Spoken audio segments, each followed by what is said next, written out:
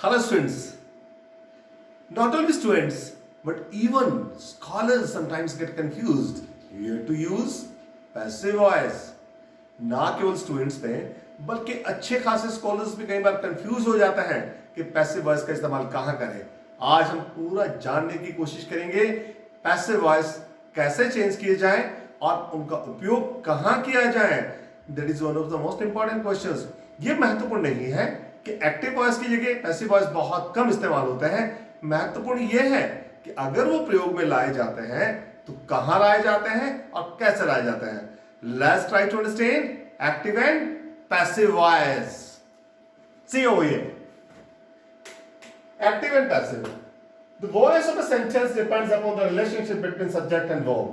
Obviously, students, हमारा voice इस बात पर निर्भर करता है बिकॉज सारे की सारी चीजें निर्भर करती है सब्जेक्ट और वर्ब के एग्रीमेंट पर। अब यहां पे कहते हैं कि voice of a sentence depends upon the relationship between subject. अगर हमारी verb is acted upon on the doer or subject, it is called active voice because the subject is in active case। और अगर subject is recipient तो voice would be passive। और passive voice इसको generally लोग क्या कहते हैं, ये weak voice होती है और कई बार इसे incorrect कंसिडर किया जाता है। परंतु दोस्तों अगर इसका सही से इस्तेमाल किया जाए तो ये बहुत अच्छी भी होती है और कंपोजिशन का सौंदर्य भी बनाती है।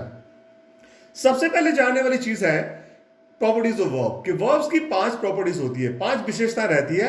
एक तो इसका वॉइस होता है एक्टिव और पैसिव। दूसरा इसका मोड होता है जिसे हम मॉडल्स में रिफ्लेक्ट करते हैं, खासतौर से जैसे आपने फ्यूचर टेंस में देखा होगा।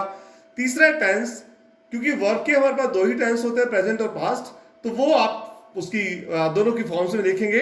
और इसके बाद फोर्थ आता है पर्सन। पर्सन में 3 person, first second and third, और नंबर सिंगुलर और प्लूरल। यानी इन 5 विशेषताओं के आधार पर हमारा क्रिया का कार्य चलता रहता है।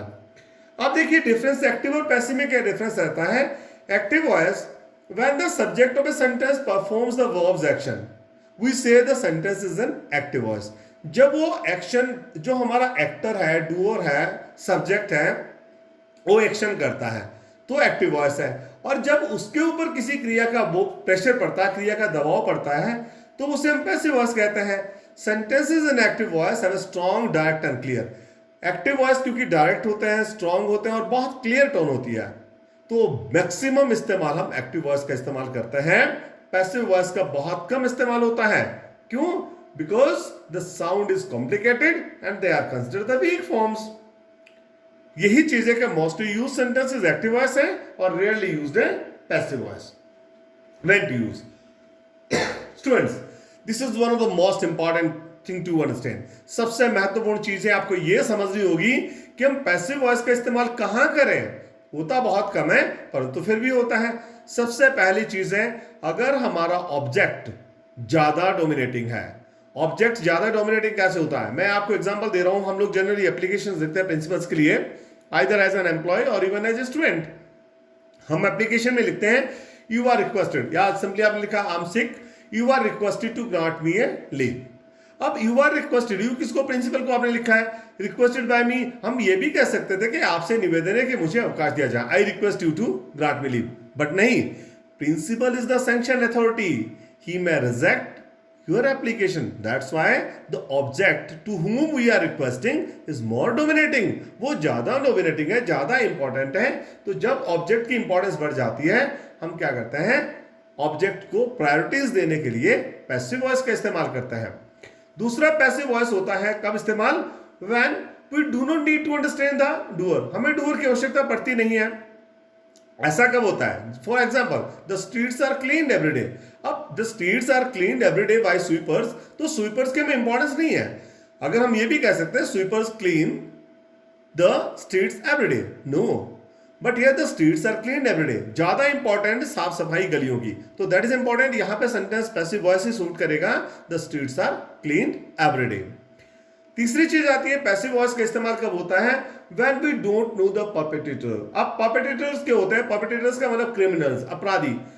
देखिए the police officer was murdered. अब किसी by someone, either we don't know, हम या तो उसे जानते नहीं है उसे जानना नहीं चाहते हैं, बिकॉज क्रिमिनल के बारे में वी आर लीस्ट कंसर्न। हमारा ज्यादा महत्वपूर्ण चीज थी क्या? जिसका मर्डर हुआ है वो पुलिस ऑफिसर ज्यादा इंपॉर्टेंट था, तो यहां पे the police officer was murdered, that is in passive voice. By whom we won't be understanding। Passive voice का इस्तेमाल और कब होता है? जब हमारा interest in action.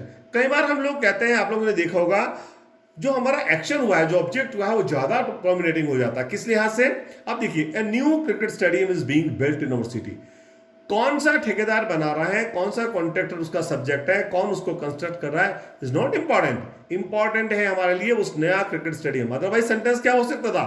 The contractor is building a new cricket stadium, but no, the sentence right would be a new cricket stadium is being built in our city। तो passive voice यहां पे इंपॉर्टेंट हो गया क्योंकि हमारा जो object था वो बहुत डोमिनेटिंग था। अब हमारे पास लास्ट है, passive voice is used to avoid an awkward situation. कई बार बड़ी ऑकवर्ड सी सिचुएशन आती है, इनअप्रोप्रिएट सिचुएशन आती है। मान लीजिए एक्टिव वॉइस में एक सेंटेंस था, the police arrested the leader when he reached home. अब the police arrested the leader, police ने लीडर को अरेस्ट किया। It's not important. Important dominance कहां गई? कौन अरेस्ट हुआ? Leader. The leader was arrested when he reached home, when he arrived home, the leader was arrested. तो this is not permanent. आप लोगों ने ध्यान रखना है, अगर हम सही जगह पैसिव वॉइस का इस्तेमाल करते हैं, obviously they are very important and they makes sense as well as beauty to the composition. अब रूल्स क्या रहते हैं? बेसिकली ये 5 रूल्स हैं। सबसे पहला है कि हमारा जो वर्ब है वो ट्रांजिटिव होनी चाहिए, यानी उसके साथ एक ऑब्जेक्ट होना चाहिए, वो डायरेक्ट हो या हिडन हो, या ऑब्जेक्ट दिखे या ना दिखे, पर होना चाहिए। नंबर 2, हम क्या करते हैं? सब्जेक्ट और ऑब्जेक्ट की पोजीशन को आपस में रेसिप्रोकली चेंज कर देते हैं, यानी सब्जेक्ट ऑब्जेक्ट की जगह चला जाता है और ऑब्जेक्ट सब्जेक्ट की जगह आता है। तीसरी चीज क्या है? हम जो नया हमारा शब्द ऑब्जेक्ट की जगह जो सब्जेक्ट गया है, उससे पहले बाय का इस्तेमाल करते हैं। ज्यादातर बाय का ही इस्तेमाल होता है, टू भी आता है, पर बहुत कम, आगे मैं बताऊंगा कहां आता है, बाय का इस्तेमाल होता है। चौथी चीज, हमेशा वर्ब की थर्ड फॉर्म आती है पैसिव वॉइस में।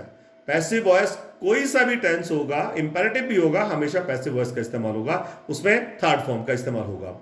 और ऑक्सिलरी वर्ब्स उसकी चेंज होती है टेंस के हिसाब से। अब हेल्पिंग वर्ब में क्या चेंज आता है? लेट अस सी। यहां पे अगर प्रेजेंट डेफिनेट टेंस होगा, जिसकी हेल्पिंग वर्ब एक्टिव पे हमारे पास डू और डज रहती है, तो पैसिव में क्या हो जाएगी? इज एम आर, वर्ब की थर्ड फॉर्म। प्रेजेंट कॉन्टिन्यूस में इज एम आर होती है, तो यहां पे हम बीइंग लगा देंगे, थर्ड फॉर्म आएगी। प्रेजेंट परफेक्ट टेंस में हैज है थर्ड फॉर्म, तो अगर थर्ड फॉर्म ऑलरेडी लगी है, पैसिव वॉइस में हम लोग हैज और हैव के साथ बीन लगा देते हैं, थर्ड फॉर्म आती है। पास्ट इंडेफिनिट टेंस में डिड प्लस फर्स्ट फॉर्म लगती है, इसे हम वाज वर का इस्तेमाल करते हैं, वर्ब की third form. Past continuous tense में वाज वर ऑलरेडी होता है, तो हम लोग वाज वर प्लस बीइंग लगा देंगे, क्योंकि वर्ब की थर्ड फॉर्म आनी है। पास्ट परफेक्ट टेंस में थर्ड फॉर्म ऑलरेडी लगी है हेड के साथ, तो हम हेड के साथ बीन लगा देंगे, थर्ड फॉर्म आएगी। फ्यूचर इंडेफिनिट टेंस में विल शेल का इस्तेमाल फर्स्ट फॉर्म के साथ होता है, हमने वर्ब की थर्ड फॉर्म लगानी, इसलिए हम विल बी और शेल भी इस्तेमाल करेंगे, यानी विल और शेल को बी लगा के ऐड कर देंगे। फ्यूचर परफेक्ट टेंस में will have, shall have plus third form आती है, तो यहां पे क्योंकि थर्ड फॉर्म ऑलरेडी है, तो हम बीन का इस्तेमाल करेंगे। तो जितने हमारे परफेक्ट टेंसेस हैं वो हम बीन का इस्तेमाल करेंगे, और जितने कॉन्टिन्यूस टेंसेस हैं वो हम बीइंग का इस्तेमाल करेंगे। Dear students, is that clear? अब हमारे पास 4 टेंसेस ऐसे हैं जिसमें तीनों continuous, perfect continuous, present perfect continuous, past perfect continuous, future perfect continuous और फ्यूचर कॉन्टिन्यूस। ये 4 सेंटेंसेस ऐसे हैं जिनका इस्तेमाल हम लोग नहीं करते हैं, जिन्हें पैसिव वॉइस में चेंज नहीं किया जाता। परंतु अगर कहीं जरूरत पड़ती है और करना ही पड़े, तो हम लोग, क्योंकि इसके साथ ऑलरेडी बीन लगा होता है, तो हम बीन के साथ बीइंग और लगा लेते हैं। जैसे has, have, been plus being, तो हम यहाँ पे बीन का इस्तेमाल और कर लेंगे, तभी हमारी सेंस बन जाएगी। तो तीनों में हमें बीइंग का इस्तेमाल करना पड़ेगा, बीइंग और लग जाएगा, तभी हम, यानी बीन के साथ हम बीइंग का इस्तेमाल भी करेंगे, तब हम इसे पैसिव वॉइस बना सकते हैं। Present perfect continuous, past perfect continuous, future perfect continuous और फ्यूचर कॉन्टिन्यूस। तो इन 4 टेंसेस का इस्तेमाल भी हम फ्यूचर में कर सकते हैं, पर हमें इनके साथ बीइंग का इस्तेमाल करना पड़ेगा, क्योंकि वर्ब की थर्ड फॉर्म आनी है। अब हमारे क्योंकि पोजीशन चेंज होती है, तो सब्जेक्ट और ऑब्जेक्ट के केसेस को आप समझ ले प्लीज। आई सब्जेक्ट होगा तो उसे ऑब्जेक्ट में मी बन जाएगा, वी होगा तो ऑब्जेक्ट केस में अस बन जाएगा, यू होगा तो ये यू ही रहेगा, ही होगा हिम बन जाएगा, शी होगा हर बन जाएगा, इट होगा इट ही रहेगा, दे का देम बन जाएगा। 10 सैंपल मैं बता रहा हूं आपको। ये सैंपल क्या है? एक्टिव वॉइस में I teach English, present definite tense है, English is taught by me. She is singing a song is being sung by her. Ram has played Kho-Kho, perfect answer है, Kho-Kho has been played by Ram. He did his work was done by him. They were dancing Gidda was being danced by them. Raman had run a race had been run by Raman. Sita will paint a portrait will be painted by Sita. Gita will be singing a song will be sung by Gita. इसके सिवाय हमारे कुछ models में change आता है. Dear students, अगर हमारे पास can, could, may, might, shall, should, will, would modal आए हैं तो हम उसमें बी लगा देते हैं, कैन बी, और वो बाई का इस्तेमाल तो होता ही है. Can be, could be, may be, might be, shall be passive voice में. अगर हमारे पास एक्टिव वॉइस में can have, could have, may have, might have आया है तो यह हम बीन लगाना पड़ेगा पैसिव वॉइस में, क्योंकि हैव के साथ जहां भी हैव और हैज आया, हमारा हैड आया, हमने बीन लगाया. इन मॉडल्स के साथ भी अगर हैव का इस्तेमाल हुआ है तो हम can have, could have, might have, been का इस्तेमाल करेंगे. इंपेरेटिव सेंटेंसेस और कुछ सेंटेंसेस हमारे होते हैं इसमें कमांड होती है, ऑर्डर, सजेशंस. तो यहां क्या करते हैं, नंबर 1 इसके रूल समझते प्लीज. इंपेरेटिव के object use generally missing hidden imperative sentences में, इसमें यू मिसिंग रहता है तो हम क्या करते हैं, let plus object plus be और ट्रांजिटिव वर्ब. जैसे शट डाउन द डोर, किसी को ऑर्डर हुआ है पर हम क्या लिखेंगे, let the door be shut down, तो लेट का इस्तेमाल होगा, ऑब्जेक्ट सीधा दो डोर आ गया, उसके बाद बी का इस्तेमाल हुआ और हमने लास्ट में ट्रांजिटिव वर्ब का इस्तेमाल किया. Open the window, let the window be opened.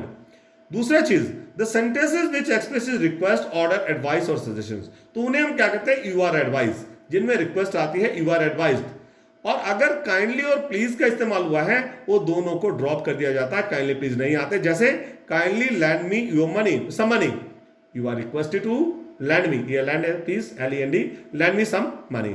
Work hard, you are advise to work hard. To be verbs, जो हमारी टू बी वर्ब्स आती है उन्हें कैसे चेंज करते हैं, to be plus first form of the verb are change into to be plus third form. उसमें third form का इस्तेमाल होता है. जैसे I want to buy this book, active voice में था I want this book to be bought. I have to do this work to be done by me.